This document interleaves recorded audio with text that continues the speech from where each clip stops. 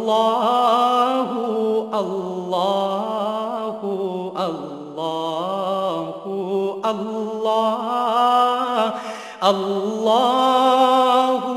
اللہ اللہ اللہ الحمدللہ رب العالمین والصلاة والسلام علی حبیبہ محمد وآلہ وصحبہ اجمعین اعوذ باللہ من الشیطان الرجیم بسم اللہ الرحمن الرحیم سورہ ہود شروع ہوتی ہے۔ اس میں حضرت ہود علیہ السلام کے واقعات ہیں، اس لیے سورت کا نام ہی سورہ ہود ہے۔ ارشاد باری تعالیٰ ہے اعوذ باللہ من الشیطان الرجیم بسم اللہ الرحمن الرحیم ثم توبوا الیہ یمتعکم متاعا حسنا، پھر اس کی طرف متوجہ رہو، تم کو وقت مقررہ تک خوشی اور آرام دے گا۔ مراد اس سے حیات طیبہ ہے، وہ جو آیہ کریمہ ہے نا کہ جو اللہ کی اطاعت کرتے ہیں انہیں ہم حیات طیبہ عطا کرتے ہیں، پاکیزہ زندگی عطا کرتے ہیں، جو ایسے شخص کے لیے مخصوص ہے جو ایمان اور عمل صالح کے ساتھ موصوف ہو۔ یعنی ایک تو ایمان کامل ہو، عقیدہ درست ہو، اور دوسرا اعمال سنت کے مطابق ہوں۔ عمل صالح کہتے ہیں اس عمل کو جو سنت کے مطابق ہے، چونکہ ساری صلاحیت حضور اکرم صلی اللہ علیہ وآلہ وسلم کے کردار میں ہے۔ روح البیان میں ہے کہ مراد اس سے امن و راحت کی زندگی ہے، اور حدیث شریف میں دنیا سجن المومن، ایک حدیث شریف میں آیا کہ دنیا مومن کا قید خانہ ہے، اور دوسری حدیث مبارک میں ہے اشد الناس بلاء الامثل فالامثل، کہ سب سے زیادہ مصیبت انبیاء پہ آتی ہے، پھر اس کے بعد نیک لوگوں پر، پھر ان کی مثال جو ہے نیک لوگ ان پر۔ تو یہ اس کے منافی نہیں ہے، کیونکہ اس سے مراد امن من غیر اللہ ہے۔ یعنی آسودہ زندگی سے مراد یہ ہے کہ کوئی اللہ کے سوا کوئی شیطانی طاقت، کوئی طاغوتی طاقت، کوئی ایسا انسان جو شیطان بن گیا اسے ایذا نہیں پہنچا سکے گا۔ اللہ کی طرف سے جو مشقت آتی ہے وہ نیک لوگوں کے لیے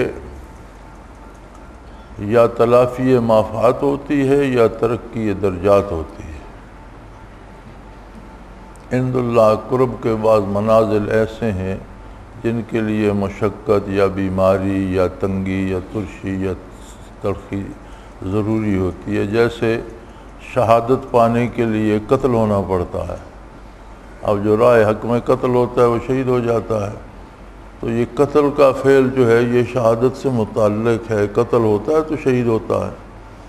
اسی طرح بعض مقامات قرب ایسے ہیں جن کے ساتھ کچھ بیماریاں، کچھ تکلیفیں، کچھ ایسے حالات جن میں اللہ کثرت سے یاد آئے لگی ہوئی ہوتی ہیں، تو نیک لوگوں پہ جو مشقت آتی ہے وہ ترقی درجات کا سبب ہوتی ہے۔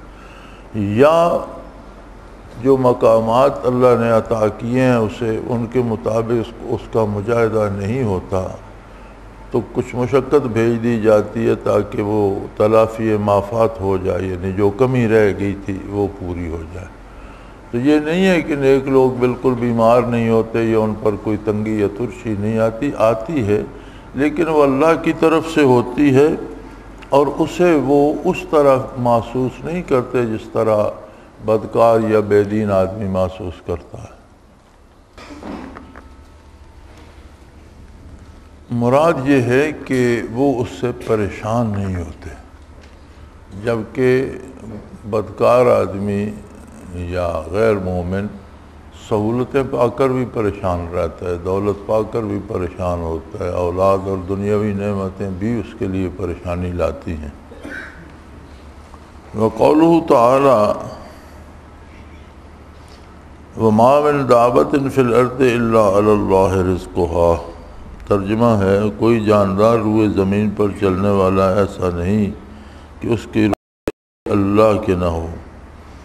اس میں ترغیب عظیم ہے توکل فی الرزق کی، اور روح میں ہے کہ اگر اسباب کو اس اعتقاد کے ساتھ اختیار کرے کہ اللہ تعالیٰ مسبب الاسباب ہے، اور یہ اعتقاد نہ ہو کہ بدون اسباب کے رزق حاصل نہیں ہوتا، تو یہ توکل کے منافی نہیں۔ خلاصہ یہ ہے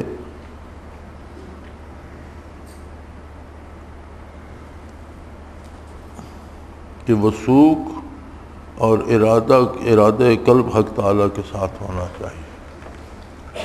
زمین پر کوئی جاندار ایسا نہیں جس کا رزق اللہ کے ذمہ نہ ہو۔ تو فرماتے ہیں اس میں اشارہ اس طرف ہے کہ رزق کو ہمیشہ اللہ کی طرف سے سمجھے، اور وہ قادر ہے بغیر اسباب کے بھی دے سکتا ہے۔ اسباب اختیار کرنا الگ سے عبادت ہے۔ ہمارے اسباب کا ہم دیکھتے ہیں کئی دفعہ ہم خرچ کرتے ہیں پیسہ منافع کے لیے، ہو نقصان جاتا ہے، تو نتیجہ تو اللہ کریم کے ہاتھ میں ہے۔ تو فرمایا یہ طے شدہ بات ہے، اللہ نے فرما دیا کہ ہر ایک کا رزق میرے ذمہ ہے، تو بھروسہ اللہ پہ رکھے۔ اس کا حاصل یہ ہے کہ کوئی مسلمان دولت سے خریدا نہ جا سکے۔ اسے یہ پتہ ہو کہ میرا رزق میرے رب نے مجھے دینا ہے، کوئی اسے پیسے دے کر یا لالچ دے کر اس سے غلط کام نہ کروا سکے۔ رہ گیا اسباب اختیار کرنا، تو اسباب اختیار کرنا، مزدوری کرنا یا کھیتی باڑی کرنا یا ملازمت کرنا یا کاروبار کرنا، یہ الگ سے اطاعت الہی ہے۔ اگر شرعی حدود کے اندر اور سنت کے مطابق ہو تو یہ الگ سے عبادت ہے۔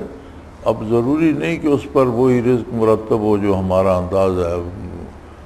ہزاروں ایکڑ کی فصلیں تباہ ہو گئیں سیلاب سے، اب لوگوں نے تباہی کے لیے تو نہیں لگائی تھیں، لیکن وہ سبب تو جاتا رہا۔ بہرحال رزق تو انہیں دے گا، جس طرف سے بھی دے گا، جو سبب بھی بنائے گا۔ تو اسباب اختیار کرے، لیکن قلبی ارادہ اور امید اللہ پر ہو۔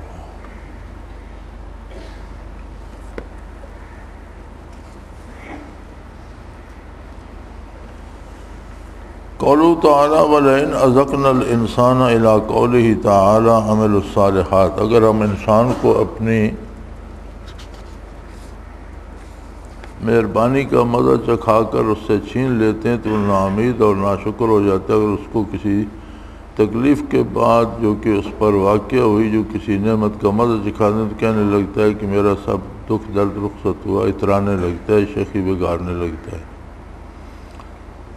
مگر جو لوگ مستقل مزاج ہیں وہ نیک کام کرتے ہیں۔ یعنی انسانی مزاج یہ ہے کہ اگر اس پہ تکلیف آ جاتی ہے تو وہ سارے پچھلے جتنے سکھ اس کے تھے بھول جاتا ہے، اور کہتا ہے جی ہماری عمر تو دکھ درد میں ہی گزر گئی۔ اگر ایک شخص 30-40 سال صحت مند رہتا ہے اور ایک دن درد ہو جاتا ہے دانت میں یا سر میں، تو کہتا ہے جی ہمیں تو ساری عمر بیماریوں نے گھیرے رکھا، نا امید ہو جاتا ہے، میں مر جاؤں گا، میں نہیں بچ سکتا۔ اور اگر وہی تکلیف اللہ کریم رفع کر دیتے ہیں اور صحت دے دیتے ہیں تو پھر شکر نہیں کرتا، پھر بجائے شکر کرنے کے اترانے لگتا ہے کہ جی میں طاقتور ہوں، میں اتنا تکڑا ہوں، میں ٹھیک ہو گیا۔ تو اس میں اس طرف اشارہ ہے کہ بندہ کو ہر حالت میں عیش ہو یا بلا ہو، حق تعالیٰ ہی پر وثوق اور توکل چاہیے۔ لیکن جو اللہ کے بندے ہیں وہ مصیبت میں بھی اللہ پہ بھروسہ کرتے ہیں، اور عیش و آرام میں بھی عظمت الہی کی بات کرتے ہیں اور اللہ کا شکر ادا کرتے ہیں۔ چنانچہ انسان کی طبعی حالت کو جان کر بیان فرمایا کہ رحمت کے بعد شدت ہونے پر یاس و کفران و مصیبت کے بعد اور نعمت ہونے پر فخر کرتا ہے۔ صابرین کو استثناء فرما کر مضمون بالا کی طرف میں فرمایا یہ عمومی جو انسانی مزاج ہے اس کی بات ہو رہی ہے، لیکن جو اللہ کے بندے ہیں وہ ہر حال میں اللہ کریم سے امید بھی رکھتے ہیں، امید کرم بھی رکھتے ہیں، اور اس کا شکر بھی ادا کرتے ہیں۔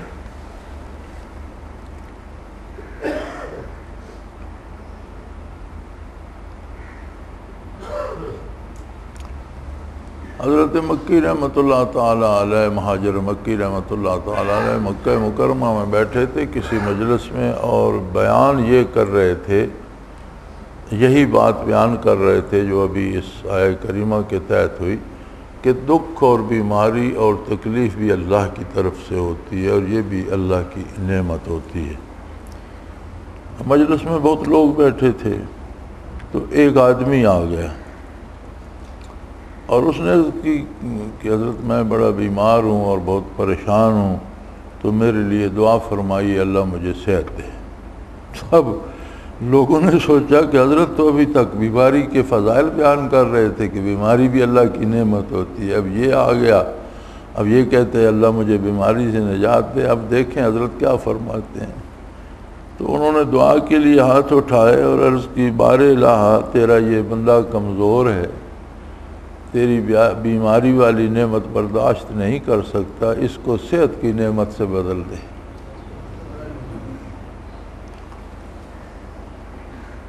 تو اہل اللہ کا طریق یہ ہوتا ہے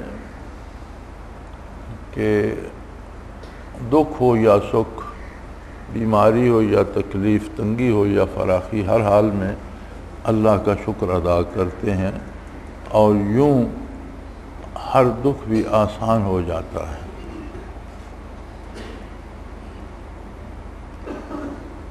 قولہ تعالی فلعلک تارک بعد ما یوحی الیک وضائق بہ صدرک۔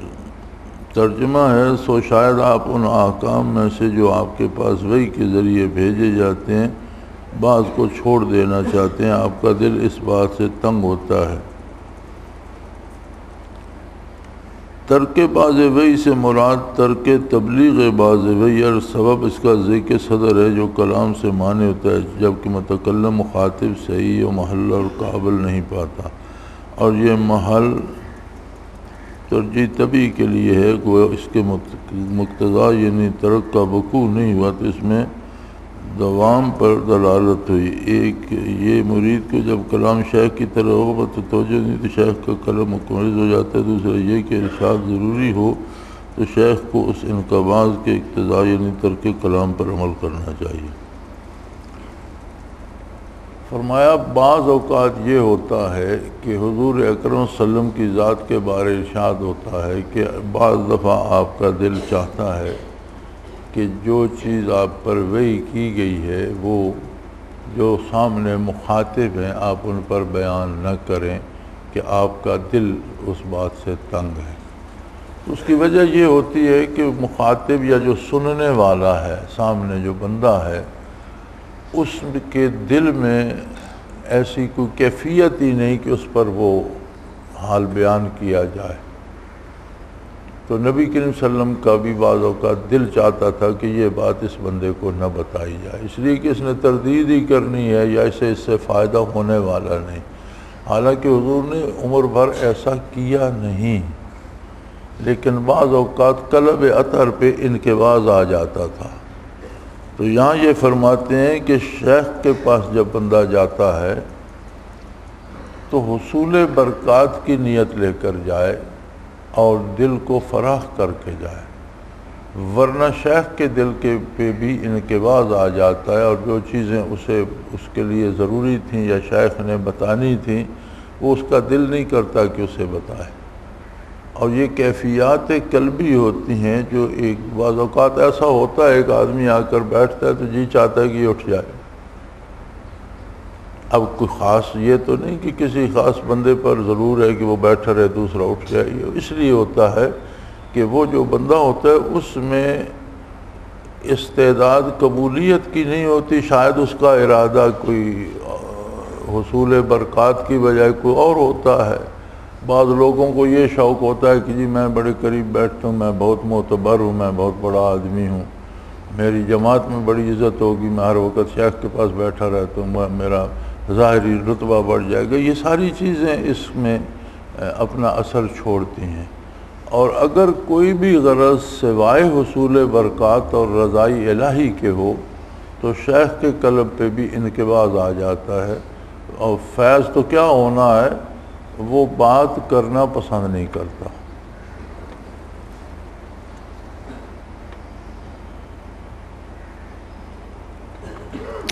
قولوا تعالیٰ فَإِن لَّمْ يَسْتَجِيبُوا لَكُمْ فَاعْلَمُوا إِنَّمَا أُنزِلَ بِعِلْمِ اللَّهِ، اگر یہ کفار تم لوگوں کا کہنا نہ مانے تو یقین کر لو یہ قرآن اللہ ہی کے علم سے اترا ہے۔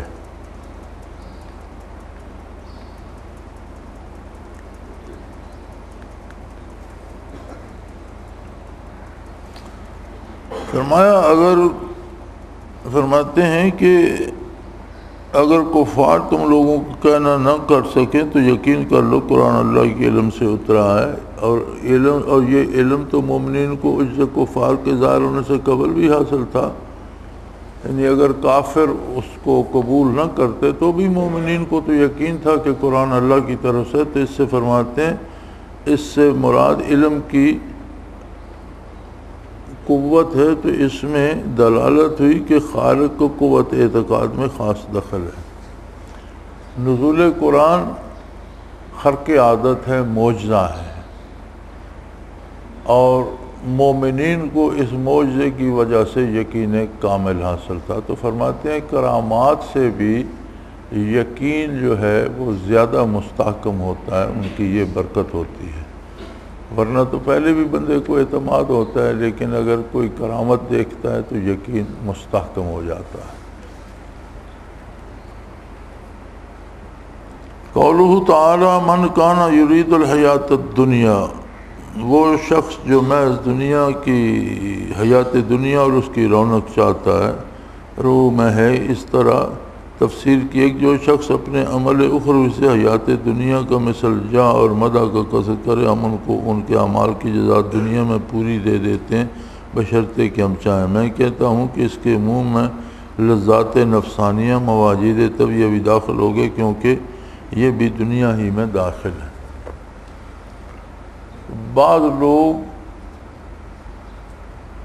دینی علم بھی حاصل کرتے ہیں اللہ کی رضا کے لیے نہیں، اپنی بڑائی کے لیے۔ بعض لوگ کثرت عبادت کرتے ہیں، روزے کثرت سے رکھتے ہیں، نفلیں کثرت سے پڑھتے ہیں، تلاوت کثرت سے کرتے ہیں، لیکن مراد یہ ہوتی ہے کہ لوگ میری خدمت کریں، مجھے بہت پارسا سمجھیں، مجھے پیسے دیں، مجھے دولت دیں، تو مراد دنیا ہوتی ہے، آخرت نہیں ہوتی۔ تو اللہ کریم فرماتے ہیں کہ ایسے لوگوں کی وہ جو محنت، عبادت، مجاہدہ ہے، اس کا بدلہ انہیں ہم دنیا میں شہرت سے یا دولت سے یا جو ان کا مقصد ہوتا ہے اس سے دے دیتے ہیں، اور جب وہ قبر میں آئیں گے یا برزخ میں داخل ہوتے ہیں تو جیسے انہوں نے عبادت کی یا نہ کی، وہ جو کی تھی اس کا معاوضہ تو دنیا میں پا لیا، اس وقت خالیات ہوتے ہیں۔ تو اللہ کی عبادت محض اللہ کی رضا کے لیے کرنی چاہیے۔ یہ دو چیزیں بڑی خطرناک ہیں۔ ایک تو ہر بندے کا یہ جی چاہنے لگتا ہے کہ دوسرے مجھے نیک سمجھیں۔ پھر لوگوں کے نیک سمجھنے سے کیا ہوگا؟ معاملہ تو اللہ کے ساتھ۔ اگر اللہ کی بارگاہ میں کوئی نیک شمار ہوتا ہے تو ساری دنیا اس کی نیکی کا انکار کر دے، اس کا تو کچھ نہیں بگڑے گا، اور اگر اللہ کی بارگاہ میں نیک نہیں ہے تو ساری دنیا اسے نیک مانتی رہے، اس سے کیا ہوگا؟ تو فرمایا سالک کو معاملہ اللہ سے رکھنا چاہیے۔ یہ میرے مجاہدے پہ لوگ میری عزت کریں یا میرے مجاہدے پہ لوگ مجھے بڑا سمجھیں یا یہ یا وہ، اور کچھ تو بندے میں یہ ہوتا ہے، کچھ یہ وہ کہتے ہیں نا کہ کچھ تو ہوتے ہیں محبت میں جنوں کے آثار، اور کچھ لوگ بھی دیوانہ بنا دیتے ہیں۔ کچھ تو ہر بندہ انسان ہے، اس کے اپنے اندر خواہش ہو سکتی ہے کہ مجھے بڑا سمجھا جائے۔ کچھ یہ جو عقیدت مند جمع ہو جاتے ہیں، یہ بھی تباہ کرنے میں کوئی کسر نہیں چھوڑتے۔ یہاں کئی دفعہ ساتھی آتے تھے تو بعض ساتھیوں کو یہ گھیر لیتے تھے، کسی کے پاؤں دھلا رہے ہیں، کسی کے ہاتھ دھلا رہے ہیں، کسی کی ٹانگیں دبا رہے ہیں۔ بالآخر مجھے حکماً بیان کرنا پڑا۔ بیان کا بھئی جو اپنے ہاتھ پاؤں خود نہیں دھو سکتا وہ تیمم کر لے، وضو نہ کرے، کسی دوسرے سے نہ دھلائے۔ شرعی قاعدہ ہے، معذور ہو تو تیمم کر لو، ٹانگوں میں درد ہوتا ہے تو نہ چلو، بستر پر پڑے رہو، لیکن کسی دوسرے کو ٹانگیں دبوانے میں مت لگاؤ۔ اس سے ہوتا یہ ہے کہ ایک آدمی میں اپنے اس میں بھی تکبر پیدا ہوتا ہے، اور یہ جو آ جاتے ہیں نا ارد گرد ہواری، یہ اس تکبر کو بڑھانے میں بڑا کردار عطا کرتے ہیں، کوئی ہاتھ چوم رہا ہے، کوئی پاؤں چوم رہا ہے، کوئی گھٹنے چوم رہا ہے۔ خدا کے بندو انسانوں کی طرح رہو، وہ بھی تمہارا انسان ہے، استاد ہے، تمہیں اس سے فیض حاصل کرنا ہے، شیخ ہے، اس کا ادب و احترام اپنی جگہ، لیکن وہ کوئی مافوق الفطرت ہستی تو نہیں بن گیا کہ تم نے اس کی پوجا شروع کر دی۔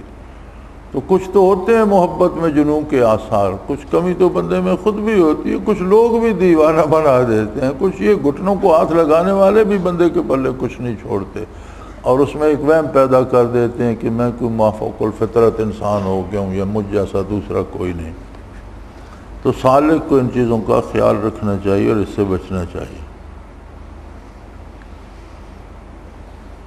وَمَنْ أَظْلَمُ مِمَّنِ افْتَرَىٰ عَلَى اللَّهِ كَذِبًا، ایسے شخص سے زیادہ کون ظالم ہوگا جو اللہ پر جھوٹ باندھے۔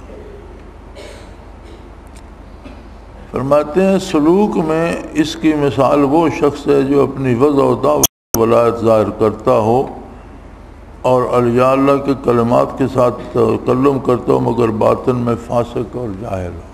یعنی ایسے لوگ جنہوں نے سلوک سیکھا بھی نہیں، جانتے بھی نہیں، لیکن وضع قطع بنا کر ایک ٹوپی پہنیں گے، اس پر ایک رومال لیں گے، اس کے اوپر ایک چادر لیں گے، ایک ہاتھ میں تسبیح ہوگی، آتا جاتا کچھ نہیں، طریقہ سیکھا نہیں، سلیقہ آتا نہیں، شکل ایسی بنائی ہے جیسے بہت بڑے مشائخ میں سے ہو۔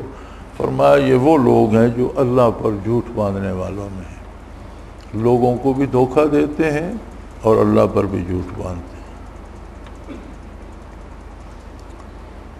سالک کے لیے یہ ہے کہ جو اس کا فطری اور طبعی لباس جیسا وہ رہتا ہے ویسا ہی رہے، ضرورت نہیں ہے اسے کوئی حلیہ بنانے کی اور کوئی خاص شکل بنانے کی کہ لوگ اسے پارسا سمجھیں۔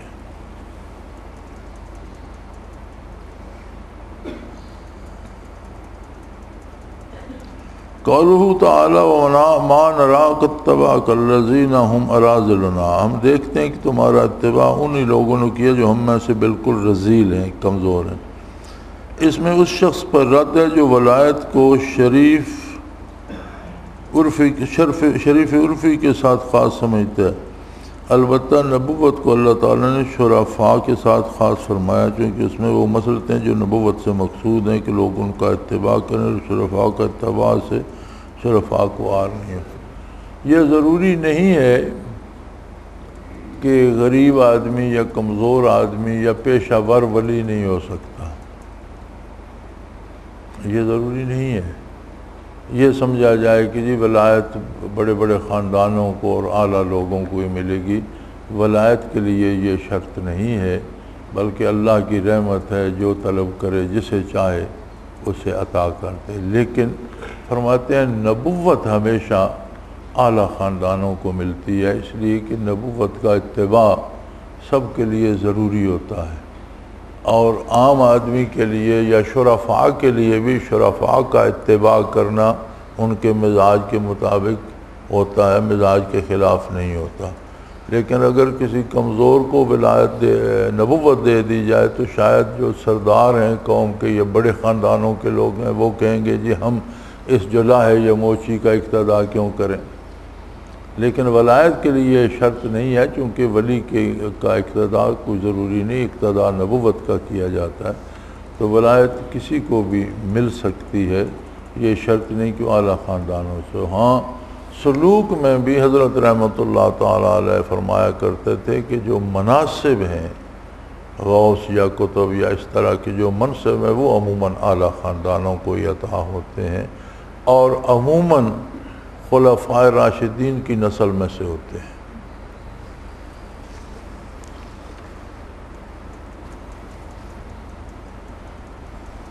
قوله تعالی انلزمکموها وانتم لها کارہون، تو کیا ہم اس کو تمہارے گلے مر دیں اور تم اس سے نفرت کی۔ روح البیان میں ہے کہ اس میں اشارہ اس طرف ہے کہ منکر کو اہل اللہ سے استفادہ نہیں ہو سکتا۔ اللہ کریم نے فرمایا کہ تم اگر میرے نبی کی بات رد کرتے جاؤ تو میں زبردستی تم پر ہدایت ٹھوس دوں کہ تمہیں ضرور ہدایت نصیب ہو، ایسا نہیں ہوگا۔ تو فرماتے ہیں اسی طرح جس کے دل میں انکار ہو دل سے عقیدت مند نہ ہو اسے کسی ولی اللہ سے فائدہ نہیں ہو سکتا، وہ برکات حاصل نہیں کر سکتا جب تک اس کے دل میں عقیدت نہ ہو۔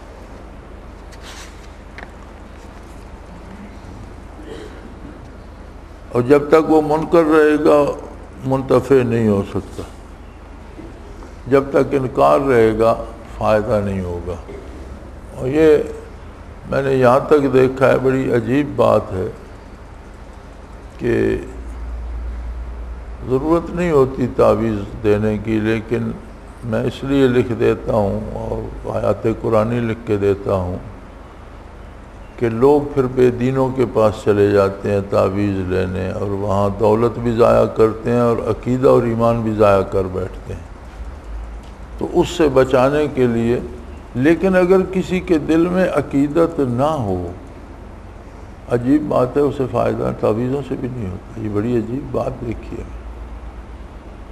حالانکہ بے شمار لوگ بڑے بڑے خطرناک امراض سے صحت یاب ہو، کینسر کے مریض ٹھیک ہو جاتے ہیں، بڑی بڑی خطرناک مریض جو ہیں امراض جنہیں ڈاکٹروں نے جواب دے دیا ہوتا ہے، بچ جاتے ہیں، ٹھیک ہو جاتے ہیں، صحت ٹھیک ہو جاتی ہے اللہ کے کلام سے۔ لیکن جس کے دل میں عقیدت نہ ہو اسے فائدہ نہیں ہوتا۔ تو 2-3-4 دفعہ پچھلے دنوں بھی یہ حادثہ ہوا۔ ساتھیوں کو ایک عادت ہے، خود آئیں گے نہ وہ میرا جی فلاں رشتہ دار ہے، نہ وہ بھی بیمار ہے، اس کو تعویذ دے دیں۔ تو میں انہیں کہتا ہوں کہ وہ جو تمہارا رشتہ دار ہے اس کی عقیدت بھی کسی سے ہوگی، اس کا بھی کوئی پیر ہوگا، کسی کو وہ نیک سمجھتا ہوگا، اسے کہو اس سے لے۔ جب میرے ساتھ اس کا عقیدت کا تعلق نہیں، تمہیں اپنا کام ہے وہ کرو، تم دوسرے کے کیا لگتے؟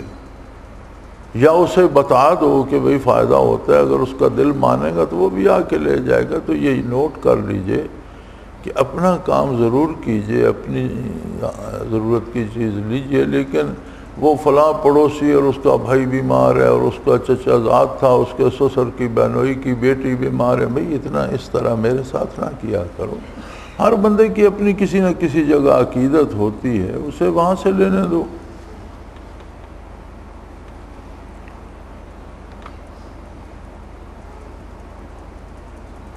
قولہ تعالی قال ان تسخروا منا فانا نسخر منکم کما تسخرون۔ آپ فرمائیے کہ اگر تم ہم پر ہنستے ہو تو ہم پر تم پر ہنستے ہیں جیسا کہ تم پر ہنستے تھے۔ دلالت ہے جواب بالمثل سے انتقام لینا مکارم اخلاق کے منافی نہیں۔ نوح علیہ السلام کے واقعہ میں آتا ہے جب وہ کشتی بنا رہے تھے تو ان کا مذاق اڑاتے تھے ان کی قوم کے عمراء، تو انہوں نے فرمایا آج تم ہنس لو ہم پر، وقت آ رہا ہے ہم تم پر ہنسیں گے۔ جب سیلاب آیا تو وہ سارے غرق ہو گئے اور صرف نوح علیہ السلام کے ساتھ جو کشتی میں وہ بچے۔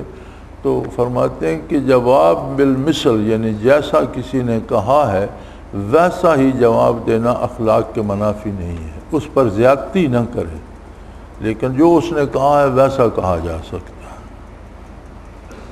قولہ تعالی ونادى نوح ابنہ وکان فی معزل یا بنی ارکب معانا۔ قولہ تعالی لا عاصم اليوم من امر اللہ الا من رحم۔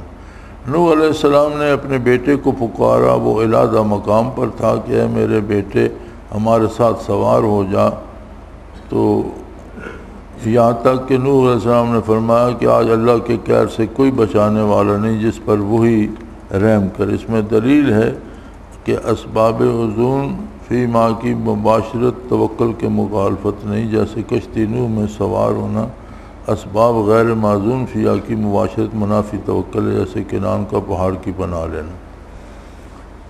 وہ اسباب جن کو اختیار کرنے کا حکم اللہ نے دیا ہو اور اجازت دی ہو وہ اختیار کرنا توکل کے منافی نہیں۔ جیسے نوح علیہ السلام کی کشتی کو اللہ نے سلامتی کا سبب بنایا تھا سیلاب میں، تو سیلاب سے بچنے کے لیے کشتی میں سوار ہونا توکل کے منافی نہیں۔ لیکن ان کے بیٹے نے کیا کہا، انہوں نے میں پہاڑ پر چڑھ جاؤں گا، یاسمنی من الماء، مجھے پہاڑ طوفان سے بچا لے گا۔ فرمایا یہ توکل کے منافی ہے، کیونکہ اللہ نے پہاڑ پر چڑھ کر بچنے کی اجازت نہیں دی تھی، صرف ایک سبب تھا بچنے کا اور وہ تھی کشتی نوح علیہ السلام۔ وہ پہاڑ پر چڑھا غرق ہو گیا اور توکل کے بھی خلاف تھا۔ تو فرماتے ہیں کہ جو معذون یعنی جن کی اجازت دی گئی ہے، ایسے اسباب جن کو اختیار کرنے کی اجازت دی گئی ہے، وہ اختیار کرنا توکل کے منافی نہیں۔ جیسے بیمار کے لیے علاج کرنا سنت ہے، اب بیمار ہو گیا جی میں دوائی نہیں لیتا، اللہ کریم خود ٹھیک ہے، ٹھیک تو اللہ نے ہی کرنا ہے، لیکن دوائی لینا یہ اللہ کی طرف سے اجازت ہے کہ بیماری کا علاج کیا جائے، تو یہ توکل کے منافی نہیں۔ یعنی جن امور کی اجازت ہوتی ہے ان کا اختیار کرنا توکل کے منافی نہیں ہے، یہ توکل میں داخل ہے۔ قولہ تعالی یا نوح انہ لیس من اہلک انہ عمل غیر صالح، اللہ تعالیٰ نے فرمایا اے نوح یہ شخص تمہارے گھر والوں سے نہیں، یہ تباہ کار ہے۔ روح البیان میں اس طرف اشارہ ہے کہ جب شرف نسب کے ساتھ صلاح نہ ہو وہ کل عدم ہے، یعنی سگا بیٹا تھا نوح علیہ السلام کا، اور اللہ پاک نے فرمایا کہ وہ تمہارے خاندان سے نہیں ہے، اس کا تمہارے ساتھ کوئی تعلق نہیں۔ کیوں؟ انہ عمل غیر صالح، اس کا کردار جو ہے وہ درست نہیں ہے۔ تو فرماتے ہیں شرف نسب یعنی نسبی تعلق تب معتبر ہے جب اتباع بھی کیا جائے۔ اب بعض لوگ سید ہونے کا دعویٰ کرتے ہیں لیکن ان کا نہ عقیدہ صحیح ہوتا ہے نہ کردار صحیح ہوتا ہے، تو اس کی کوئی اہمیت نہیں۔ ہاں عقیدہ بھی درست ہو، اتباع بھی کرے اور نسبی تعلق بھی ہو تو پھر نور علی نور ہے، پھر اس کا شرف ہے، پھر اس کے لیے عزت و احترام ہے، اس کا ایک مقام ہے۔ لیکن اگر اتباع نہ کرے اور محض نسلی تعلق ہو بھی تو اس کا کوئی فائدہ نہیں، اس کی کوئی حیثیت نہیں۔ قولہ تعالی فلا تسألنی ما لیس لک بہ علم، مجھے ایسی چیز کی درخواست مت کرو جس کی تم کو خبر نہیں، یعنی جس کے ثواب و غیر ثواب ہونے کا علم نہ ہو۔ مشتبہ الحال دعا سے نہیں ہے، جو امر معلوم تھا اس کی دعا سے نہیں بدرجہ اولا مفہوم ہوگی۔ قذافر سے ہمارے زمانہ کے مشائخ کی دعاؤں کا حال معلوم ہوتا ہے کہ انہیں جس امر کے لیے درخواست کیا اس کے لیے دعا کرنے کو شروع ہو جاتے ہیں۔ اس طرح بعض سالکین بعض ماجد کی دعا کرتے ہیں حالانکہ ان کا ضرر نفع کچھ معلوم نہیں۔ فرماتے ہیں جب نوح علیہ السلام نے بیٹے کی بچانے کی دعا کی تو اللہ کریم نے فرمایا کہ جس بات کے نفع و نقصان کا آپ کو علم نہیں ہے اس کی درخواست مت کیجیے، اور انہوں نے اللہ کریم سے معذرت چاہی، توبہ چاہی، معافی چاہی۔ تو فرماتے ہیں کہ ہمارے ہاں رواج یہ ہے کہ جس پیر کو جس شیخ کو کہو جی دعا کر دیں وہ بغیر سوچے سمجھے دعا پہ شروع ہو جاتا ہے۔ دعا کے لیے دیکھنا یہ چاہیے کہ اگر آپ کو یہ معلوم ہے کہ اس میں نفع ہے تو دعا کرو، اور جب جانتے ہیں کہ اس میں نفع نہیں ہے نقصان ہے تو اس کے لیے دعا کرنا منع ہے۔ یہ بڑی عجیب بات ہے کہ اب یہ کیسے پتہ چلے کہ اس میں نفع ہے یا نقصان ہے؟ اس کا آسان طریقہ یہ ہے کہ امور شرعی جو شرعاً جائز ہیں ان میں نفع ہی نفع ہے، ان کے لیے دعا کی جائے۔ کسی غیر شرعی کام کے لیے دعا نہ کی جائے کہ کوئی ڈاکو آپ کے پاس آ جائے، حضرت دعا فرمائے میرا ڈاکہ کامیاب رہے، اور حضرت دونوں ہاتھ اٹھائے بیٹھے ہوں کہ یا اللہ سے کامیابی عطا کر، تو ایسی چیزیں ممنوع ہیں۔ دعا کے بھی آداب ہیں۔ کوئی ایسا کام جو اللہ کے حکم یا حضور صلی اللہ علیہ وسلم کی سنت کے خلاف ہو اس کے لیے دعا کرنے کی اجازت نہیں ہے، بلکہ وہ دعا کرنا بھی گستاخی شمار ہوگا۔ اور حضرت بڑے دکھ سے لکھتے ہیں کہ ہمارے زمانے کے مشائخ کا تو حال یہ ہے کہ وہ ہر وقت دعا ہی میں لگے رہتے ہیں، اور بعض سالکین بھی بعض احوال و مواجد کی دعا کرتے ہیں، یعنی بعض صوفی بھی عجیب عجیب دعائیں کرتے ہیں کہ یا اللہ مجھے فلاں مرتبہ دے دے، فلاں مقام دے دے۔ انہیں یہ پتہ نہیں کہ مجھ میں اس کی اہلیت ہے یا نہیں، یا وہ ہوگا تو میرے حق میں بہتر ہوگا یا خراب ہوگا، میں اگلے حال سے بھی جاتا رہوں گا۔ تو فرمایا ایسی دعائیں نہیں کرنی چاہیے، مقصد حصول رضائے باری ہو، اب آگے جو کچھ عطا ہوتا ہے وہ اللہ بہتر جانتا ہے۔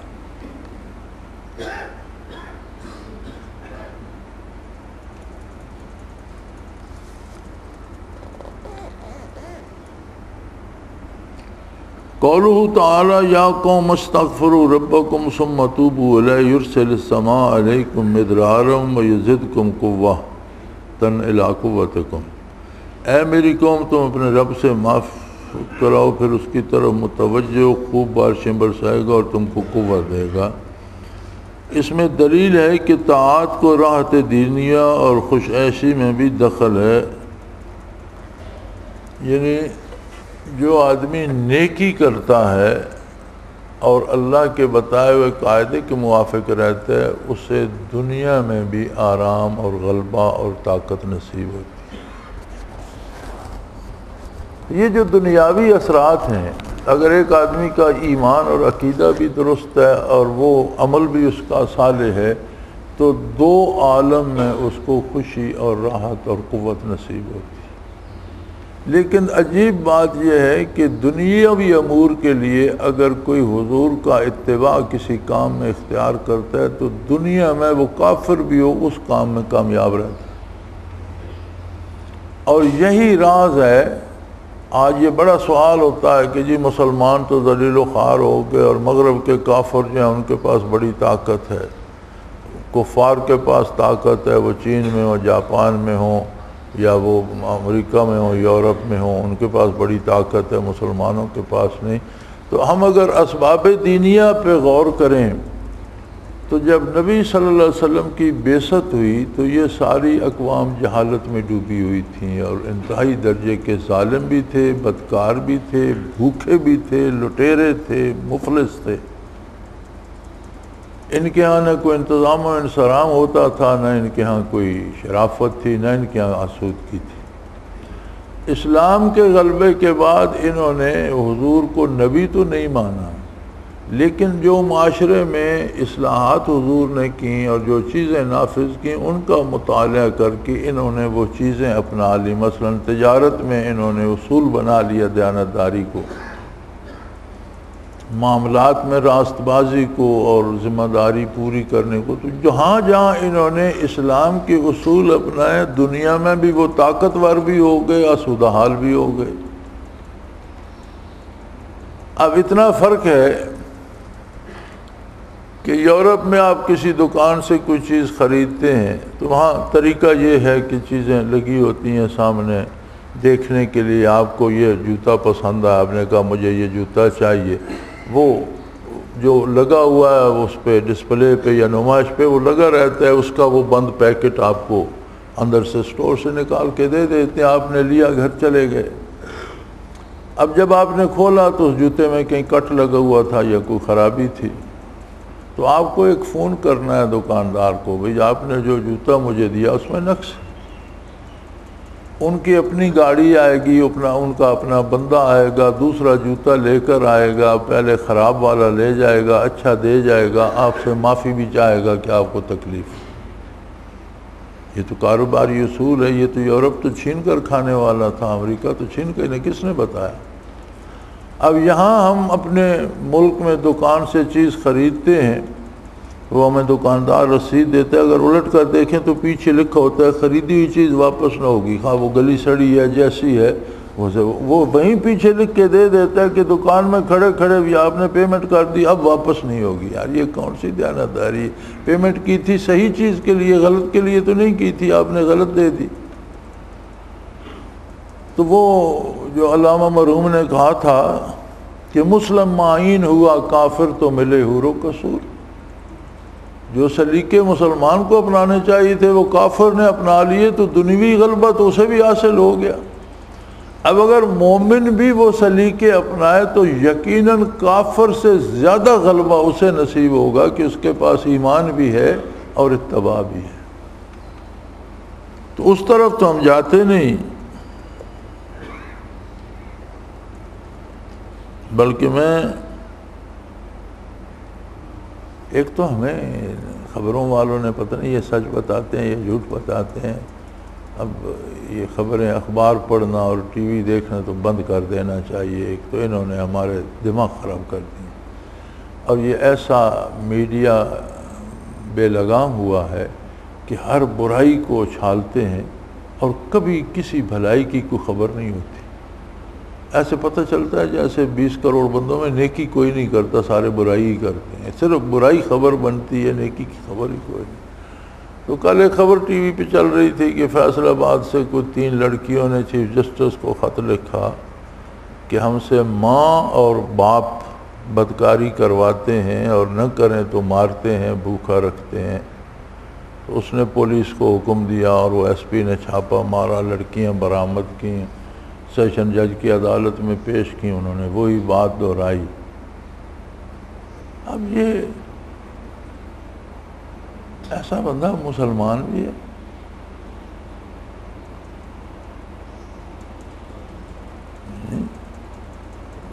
سوچا نہیں جا سکتا کہ سگی ماں، سگا باپ، سگی بیٹیوں کو چند پیسوں کے لیے برائی پہ لگائیں۔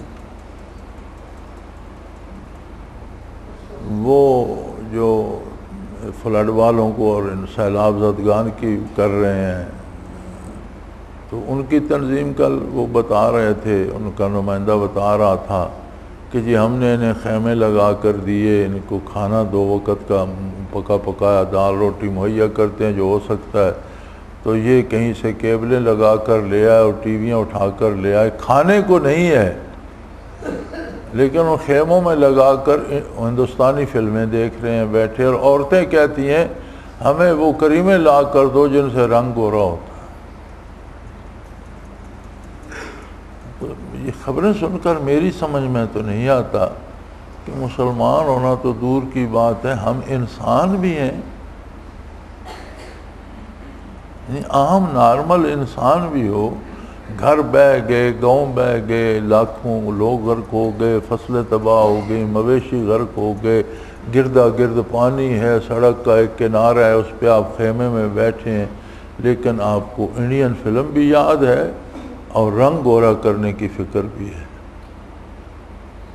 یعنی موت کے منہ میں بیٹھ کر بھی اگر ہمیں کوئی خوف خدا نہیں ہے، کوئی دیانت و امانت کا خیال نہیں ہے، شرافت کا، تو کب آئے گا؟ منیر نیازی اللہ اس کی مغفرت کرے، بیچارہ فوت ہو گیا، اچھا آدمی تھا، میرے ساتھ اس کی بھی بیعت تھی۔ تو ایک دن مجھے سنانے لگا کہ حضرت اس قوم کا حال یہ ہے کہ کسی آدمی کو دریا میں اترا تو اسے مگرمچھ نے نگل لیا، اور وہ اسے نگلے جا رہا تھا، آدھا بار تھا آدھا مگرمچھ کے منہ میں، لیکن مزے سے سگریٹ لگائی ہوئی تھی۔ تو کنارے کے قریب کوئی دوسرا بندہ کھڑا تھا، تو وہ اس نے دیکھا تو اسے کہنے لگا یار ذرا سگریٹ دو، میں بھی اپنی سگریٹ سلگا لوں۔ یعنی دونوں کو یہ فکر نہیں تھی کہ مگرمچھ کھایا جا رہا ہے۔ تو مجھے سمجھ نہیں آتی تھی کہ میں کہتا تھا یار نیازی صاحب آپ کا مزاج ہی ایسا ہے، اتنا نا امید ہونے کی ضرورت نہیں۔ لیکن یہ 2 خبریں کل سن کر تو میں نے کہا وہ سچ کہتا تھا، میرا عام لوگوں کے ساتھ میل جول نہیں ہے، وہ عام لوگوں سے ملتا تھا، اس کا تجربہ تھا، وہ ٹھیک کہتا تھا۔ یہ عجیب قوم ہے کہ آدھا مگرمچھ نگل گیا لیکن وہ مزے سے سگریٹ پی رہا ہے۔ اب دیکھو سیلاب جیسی آفت نے انہیں کھا لیا، شاید کئیوں کے بچے، کئیوں کے بھائی، کئیوں مال مویشی، گھر تو سب کا گیا، لیکن انڈین فلم کی اور رنگ گورا کرنے کی فکر وہاں بھی ہے۔ تو ایسی قوم کو کیا کہے؟ انا للہ و انا الیہ راجعون۔ قولہ تعالی فقیدونی جمیعا، سو تم میرے ساتھ داؤ گھاٹ کر، یعنی اپنا سارا زور لگا لو۔ حود علیہ السلام کا بڑا قوی توکل معلوم ہوتا ہے، کیا تم تمام قوم میں تنہا تھے، پھر بھی آپ نے ان کی کیسی مذمت کی اور ان کو کیسے فرمایا کہ یہ توکل کا کمال ہے کہ ساری قوم ان کے خلاف تھی، لیکن حود علیہ السلام نے کہا کہ بھئی کل پھر تمہیں افسوس نہ رہے، جو کر سکتے ہو میرے خلاف کر لو، میرے ساتھ میرا اللہ ہے، تباہی تمہارا مقدر ہے، تم ذلیل ہوگے، میرا کچھ نہیں بگاڑ سکو گے۔ اور وہی ہوا، قوم تباہ ہوئی اور وہ بچ گئے۔ قولہ تعالیٰ وعصوا رسلا، اور اس کا رسولوں کا کہنا نہ مانا۔ ایک رسول کے عصیان کو سب رسل کے عصیان کا مقصود سب کا واحد ہے۔ اس میں اشارہ ہو گیا کہ بعض مقبولین پر انکار ایسا ہے جیسے سب مقبول۔ انکار تو قوم نے ایک رسول کا کیا تھا، ارشاد ہوا کہ انہوں نے میرے رسولوں کا انکار کر دیا۔ ایک تو یہ ہے کہ منصب رسالت سب کو اللہ کی طرف سے ملا، دوسری بات یہ ہے کہ پیغام سب نبیوں کا ایک تھا، ایک کا جھٹلایا تو سب کا جھٹلایا۔ تو فرمایا انہوں نے ایک رسول کی نافرمانی کی تھی، اللہ نے فَعَصَوْا رُسُلَهُ، اللہ کے رسولوں کی نافرمانی کی۔ تو فرماتے ہیں اس میں اشارہ یہ ہے کہ کسی ایک ولی اللہ کی بھی توہین کی جائے تو یہ ایسے ہے جیسے سب کی جائے۔ اگر کسی شیخ کی، کسی نیک کی، کسی بزرگ کی کوئی توہین کرتا ہے تو گویا اس نے تمام بزرگان دین کی توہین کی، اس میں اس کا اپنا شیخ بھی شامل ہے کہ وہ بھی اسی صف میں ہے۔ تو فرمایا اس سے بچنا چاہیے۔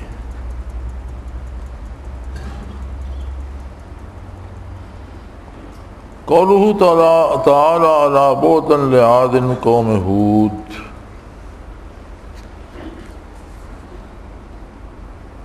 رحمت سے دوری ہوئی عاد کو جو ہود علیہ السلام کی قوم تھی۔ اس میں دلیل ہے اس پر کہ معاندین پر حق پر ہلاکت کی دعا کرنا کمال کے منافی نہیں، یعنی اگر کوئی بالکل ہی حد سے گزرنا شروع کر دے اور حق کا راستہ روکنا شروع کر دے تو حق کے غلبہ کے لیے اس کی تباہی کی دعا کرنا جو ہے یہ کوئی کمال کے منافی نہیں ہے، کرنی چاہیے۔ انبیاء نے بھی ان لوگوں کے لیے بد دعا کی ہے جو بالکل حق کے راستے میں دیوار بن کر کھڑے ہو گئے تھے اور ان کی تباہی کی گزارش کی ہے۔ قولہ تعالی فما لبث ان جاء بعجل حنیذ، پھر دیر نہیں لگا یہ تلا ہوا بچڑا لائے۔ اس میں دو امر پر دلالت، ایک بعض آداب ضیافت پر کہ ٹھہرانے میں اکرام کرے اور طعام سے اکرام کرے، دوسرے اس امر کر بعض اوقات بعض حکمت سب کاملین کو بھی کشف نہیں ہوتا۔ ابراہیم علیہ السلام نے اس طرح لوط علیہ السلام نے اول ذرہ میں ملائکہ کو نہیں پہچانا۔ فرماتے ہیں یہ ابراہیم علیہ السلام کے واقعہ میں آتا ہے کہ کچھ ملائکہ انسانی شکل میں حاضر ہوئے تو آپ انہوں نے بٹھایا اور فوراً ایک بچڑا ذبح کر کے پورا بچڑا تلوا کر لے آئے۔ تو فرماتے ہیں اس میں دو چیزیں ملتی ہیں، ایک تو مہمان کا اکرام کرے اور اپنی طرف سے جتنی جرأت ہے اتنا اچھا کھانا دینا بھی اکرام ضیافت میں شامل ہے، مہمان کی عزت میں شامل ہے۔ جو اس کے توفیق ہے اپنی حیثیت کے مطابق اچھا کھانا پانی دے۔ دوسرا فرماتے ہیں اس سے یہ ظاہر ہوتا ہے کہ کاملین کو بھی بعض دفعہ کسی مسلط کی وجہ سے اللہ کریم کشف نہیں کراتے۔ اب یہی ابراہیم علیہ السلام ہے، اللہ فرماتے ہیں کذالک نری ابراہیم ملکوت السماوات والارض، ہم نے زمین و آسمانوں کی بادشاہتیں کھول کر ابراہیم کے سامنے رکھ دیں۔ اور یہی ابراہیم علیہ السلام ہے کہ فرشتے آئے تو ان کے لیے بچڑا تل کے لیا، سمجھا کوئی مہمان ہی ہے، انسان ہے، یہ کشف نہیں ہوا کہ یہ تو فرشتے ہیں جب تک انہوں نے بتایا نہیں۔ تو کشف بھی اللہ تعالیٰ کے اپنے دست قدرت میں ہے، جو بات چاہتا ہے وہ ظاہر کر دیتا ہے، جب نہیں اسی طرح جب وہ لوط علیہ السلام کے پاس پہنچے تو اب وہ تو فرشتے تھے، قوم لوط نے گھیرا ڈال دیا تو لوط علیہ السلام گھبرا گئے، ذالک یوم نصیب، فرمایا آج بہت مشکل دن آ گیا ہے مجھ پر، میری زندگی کا مشکل ترین دن ہے، میں ان بچوں کو کیسے بچاؤں گا؟ تو انہوں نے کہا فکر نہ کریں، ہم اللہ کے فرشتے ہیں، ہم ان سے نبٹ لیں گے۔ تو نہ ابراہیم علیہ السلام کو پتہ چلا کہ یہ فرشتے ہیں، نہ لوط علیہ السلام، حالانکہ دونوں نبی تھے۔ تو فرمایا یہ اللہ کی مصلحت ہوتی ہے، جب نہیں چاہتا تو کسی صاحب کشف کو بھی کشف نہیں ہوتا۔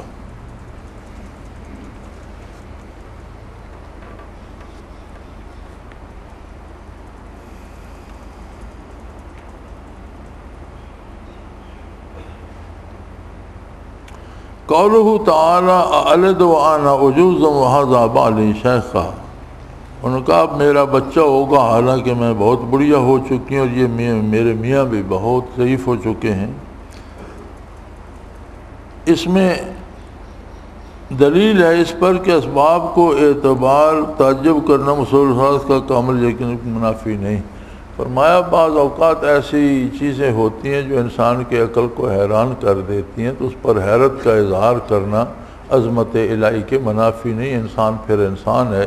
جیسے مائی صاحبہ نے ابراہیم علیہ السلام کی زوجہ محترمہ نے جب فرشتوں نے کہا اللہ آپ کو بیٹا دے گا، تو انہوں نے کہا اس عمر میں تو ضعیف اور بوڑھی ہو چکی ہوں، کمر دوری ہو گئی، اور ساری عمر میں بانجھ رہی، میری اولاد ہی نہیں ہوئی، اور یہ میرے میاں جو ہیں یہ بھی بہت ضعیف ہو چکی ہیں، تو اب بیٹا کیسے ہوگا؟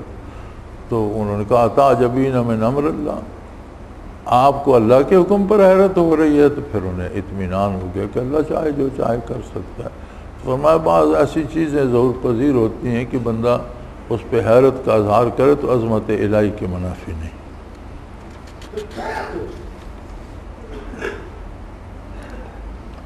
اتعجبین من امر اللہ، فرشتوں نے کہا کہ تم اللہ کے کاموں میں تعجب کرتی ہو، یہ دلیل ہے کہ ملائکہ کا غیر نبی کے ساتھ کلام کرنا ممکن ہے۔ یعنی حضرت ابراہیم علیہ السلام کی زوجہ محترمہ نے جب یہ کہا کہ میں ضعیف ہوں اور یہ میرے میاں بھی ضعیف ہیں، اب ہماری کیا اولاد ہوگی، تو فرشتوں نے کہا کہ تمہیں اللہ کے حکم پر حیرت ہے، تو اس میں دلیل ہے کہ غیر نبی سے بھی فرشتوں کا کلام ہو سکتا ہے، کیونکہ وہ تو نبیہ نہیں تھی، کوئی عورت تو نبی نہیں ہوئی۔ اس کا مطلب یہ ہے کہ غیر نبی سے فرشتے، یہ دلائل السلوک میں ہم پڑھ چکے ہیں۔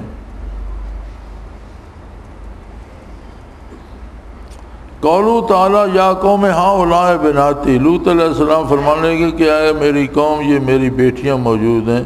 رول بیان میں ہے کہ اس سے مطلب ان سے نکاح کر لو، مقصود اس سے اپنے مہمانوں کی آبرو کا بچانا تھا۔ یعنی لوط علیہ السلام کا مقصد یہ تھا کہ تم میری بیٹیوں سے نکاح کر لو اور میرے مہمانوں کو ایذا نہ دو۔